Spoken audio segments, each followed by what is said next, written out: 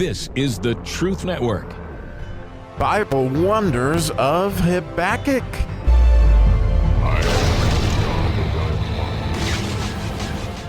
So to quote Bruce Almighty, when it comes to this particular verse today in Habakkuk, the 9th verse, which would always be the letter tet in Hebrew, it's good. And that's what we're talking about today, is the goodness of God. And so we'll just go ahead and read this verse in English. Verse 9 of Habakkuk chapter 3, Thy bow was made quite naked, according to the oaths of the tribes. Even thy word, Selah, thou didst cleave the earth with rivers. So, wow, I mean, this is so good. And the more I opened up my mind to what God was showing me here, I mean, I can see why why Habakkuk said Selah, which is almost this extent of like, this is a miracle above my comprehension. It just is. And so as we talked about on the last episode of last week, actually, how the Red Sea, God had parted the Red Sea, and he was angry with Jesus. Unfortunately, he had to take our sin, and he was up there, and God poured out his wrath on God, and thus we had the Red Sea. Well, he continues on with that thought and wants to talk about even more of how God's promises are so miraculously, and his faithfulness to those promises are so miraculous. And actually had a Sunday school teacher quote this, and I thought about it all weekend. He said that, no matter where you cut the Bible, it bleeds. And the idea about Jesus' blood, and certainly when it comes to the Red Sea, it bleeds. And as well as this verse, you get the naked truth. The naked truth that as a bow, and see that bow, the original bow that we would see in the Bible would be the rainbow. But it shows a strength, and it means a bow, like you would draw back a bow, and it takes a really strong arm to draw back a bow. But when it comes to God's bow, oh my goodness. And would it be nothing but the plain truth? Actually, when it says quite naked, it's almost saying naked in two different ways. And so it couldn't be more clear how God is going to keep his promises, his oaths, or his covenants with the tribes, right? And these tribes being obviously the 12 tribes of Israel, and the promises that he made in so many different ways through, Abraham and Isaac and Jacob.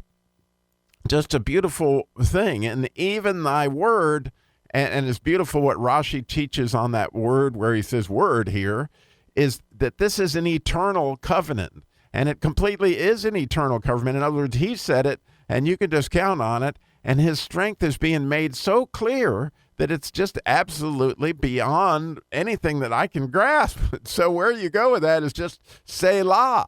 And Selah is Psalmic, that letter that is the circle that we've talked about many times, that letter that is a force that we really have no understanding of the strength of it, because it's the gravity, literally, of the earth revolving around the sun, or, all these different things that are attached to the Psalmic, and then a Lamed. So the aspiration of the Lamed is really, the aspiration of the Lamed for the Psalmic is really above anything that I can understand. And that last letter in the word Selah is a hey, meaning all that expressed. Well, try to express that, right? I mean, I can't express all the power that is God's. I mean, this is like Selah. It's above my pay grade. And so then it finishes the verse with thou didst cleave the earth with rivers. And this idea of a covenant and this idea of rivers is a beautiful, beautiful word in Hebrew. It starts with the letter nun, right? And the idea of these paths of faithfulness, because the letter nun means faith. And so as the whole book of Habakkuk seems to be teaching that the righteous will live by faith, that God would cleave not just one sea, i.e. the Red Sea, but he also cleaved the Jordan River so that the people could make it then into the promised land. In other words, God will do this as much as he needs to do it in order to get his people where he's promised to get them. And just as it said at the end of the previous verse, that he rides on the chariot of salvation. So, I think about it in my own life, like how miraculous, and how good, because again, the whole idea is the letter tet.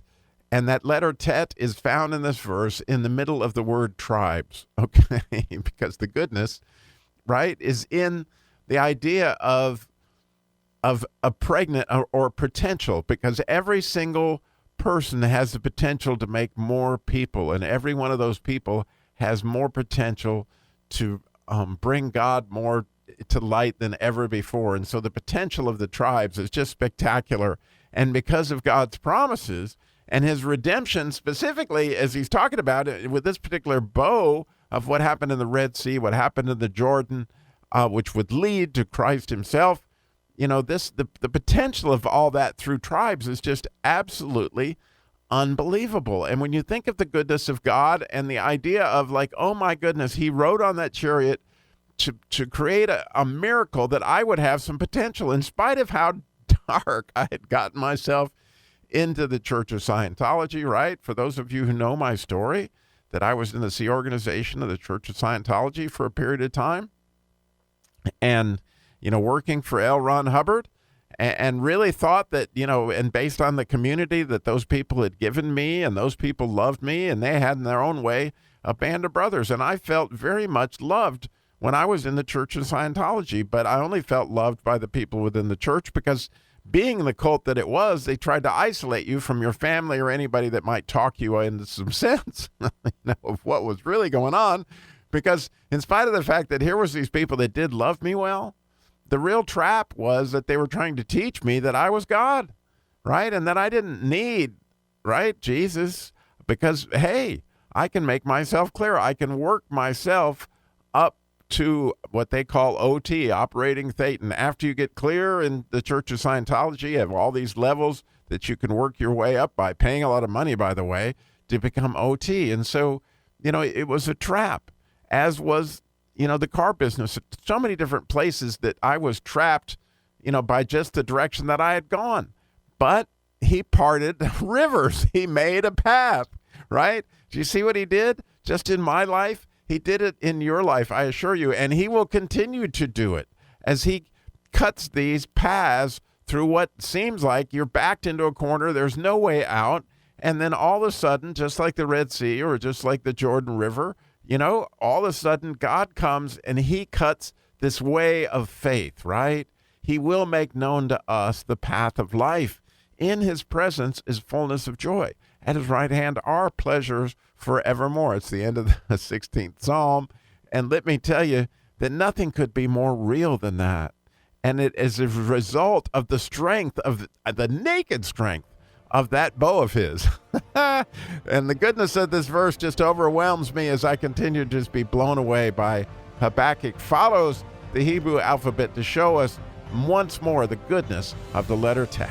Once more, to quote Bruce Almighty, it's good.